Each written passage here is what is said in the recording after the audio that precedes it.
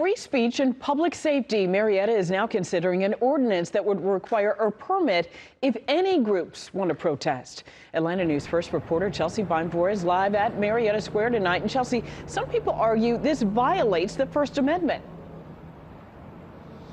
Yeah, Tracy, some city leaders say that this would help keep the community safer and give police a heads up when it comes to traffic or crowd control. But others feel that this is a move to stifle free speech and control what is being said around town.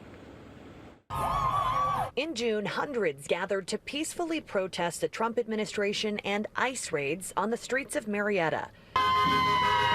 Bella Batista helped coordinate it and is planning a similar demonstration later this month. But now she may have to apply for a permit. This week, Marietta Assistant City Attorney Daniel White presented an ordinance to City Council.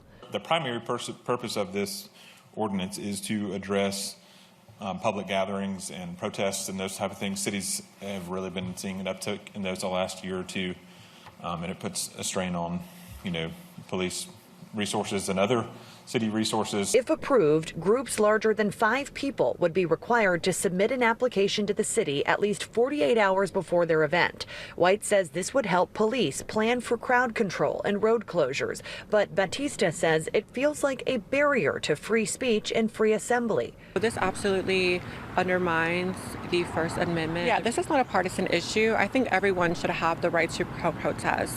This is not a Republican issue. It's not a Democratic issue. The current draft of the ordinance also says protests would not be permitted on city property after dark.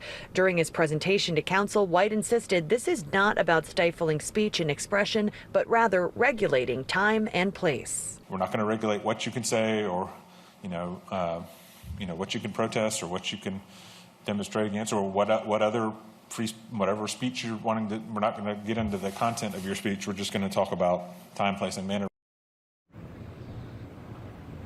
Now, that ordinance would only apply to city-owned properties like the Marietta Square, but people could still protest on county-owned properties like the Courthouse Square for Cobb County that we're standing in right now. It's just across the street from the Marietta Square. Either way, this will have to go through 2 public hearings before it could move forward and before a final vote could be made. Reporting live in Marietta, Chelsea Beinbohr, Atlanta News First.